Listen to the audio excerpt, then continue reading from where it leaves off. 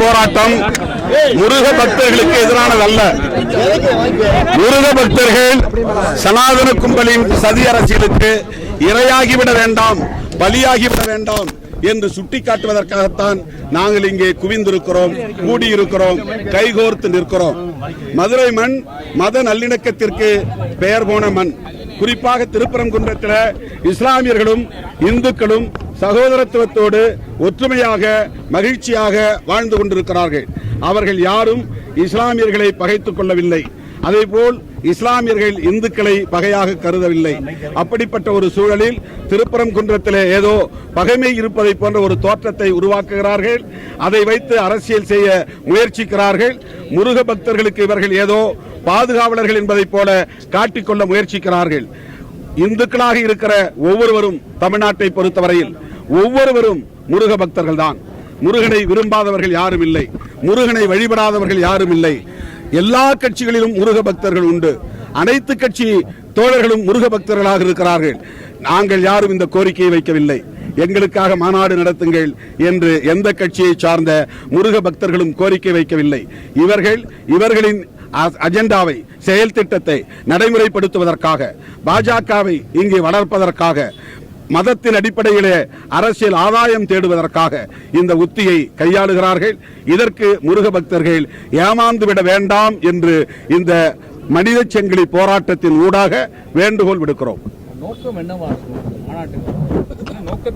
அதான் மதத்தின் பெயரால் மக்களை பிளவுபடுத்துவதுதான் அவர்களின் நோக்கம். இந்தியாவில் எல்லா மாநிலங்களிலும் இந்த உத்தியைத்தான் அவர்கள் கையாண்டார்கள். வடக்கே போனால் ராமன், மேற்கு வங்கம் போனால் துர்கா, மகாராஷ்டிரா போனால் விநாயகர், இங்கே கேரளா போனால் சபரிமலை ஐயப்பன், தமிழ்நாடு வந்தால் முருகன் என்று மாநிலத்திற்கு மாநிலம் அந்த மக்களிடையே செல்வாக்கு பெற்றுள்ள கடவுள்களை கையில் எடுத்து மக்களை பிளவுபடுத்துகிறார்கள். இந்துக்களை ஓரடியில் திரட்டுவது என்பதே இந்துக்களை பாதுகாப்பதற்காக அல்ல, பிஜேபியை ஆட்சி அதிகாரத்தில் தொடர்ந்து தக்க வைப்பதற்காகத்தான் அந்த முயற்சி. வரும் தேர்தலையும் முன்னிட்டு 2026 தேர்தல் மட்டுமல்ல, இன்னும் தொலைநோக்கு பார்வையோடு தமிழ்நாட்டை அவர்கள் கைப்பற்ற வேண்டும், இங்கே ஆட்சி அதிகார பீடத்தில் அமர வேண்டும் என்று துடிக்கிறார்கள். அதற்கு சில கட்சிகள் துணை போவதுதான் கவலை அளிக்கிறது. நீதிமன்றம் நிறைய வழிகாட்டுகள் பண்ணியிருக்கிறாங்க சார். அதன் அடிப்படையில் அவங்களும் நடத்த போறாங்க. நம்ம எதிர்த்து அந்த மாதிரி பெருந்தலைவர் நீங்களும் வந்து கலந்துக்கிறீங்க. மாநாடு எப்படி நடக்க வேண்டும் என்பது பற்றி உயர்நீதிமன்றம் வழிகாட்டுதல்கள் தந்திருக்கலாம். ஆனால் மாநாடு நடத்துவதற்கான நோக்கம் என்ன என்பதை பற்றி உயர்நீதிமன்றத்தில் விவாதிக்கப்படவில்லை, வாதம் செய்யப்படவில்லை. மாநாட்டின் நோக்கத்தை அரசியல் ரீதியாகத்தான் புரிந்து கொள்ள முடியும். ஆகவே அரசியல் ரீதியாக நீண்டகால அனுபவத்தின் அடிப்படையில் அவர்கள் கடந்த காலங்களில் பிற மாநிலங்களில் எத்தகைய உத்திகளை கையாண்டிருக்கிறார்கள் என்பதையெல்லாம் கணக்கில் வைத்து தமிழ்நாட்டு மக்களை மதத்தின் பெயரால் பிளவுபடுத்த அவர்கள் சதி செய்கிறார்கள். அதுதான் அவர்களின் நோக்கம் என்பதை நாங்கள் அம்பலப்படுத்துகிறோம். திருநீரை வச்சுக்கிட்டு தான் நான் வந்தேன். அது 1/2 மணி நேரம் நெற்றியில் இருந்தது. 1/2 மணி நேரம் இருந்தது யாரும் நீங்க பார்க்கலையே. நாள் முழுவதும் நான் வச்சுக்கிட்டு இருக்க முடியுமா?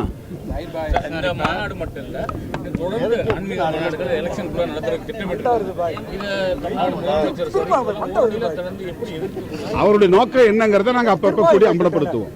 நாங்கள் எந்த வன்முறைக்கும் போக மாட்டோம், யாரிடத்திலும் போய் நாங்கள் எந்த வீண் வம்பு சண்டை இழுக்க மாட்டோம்.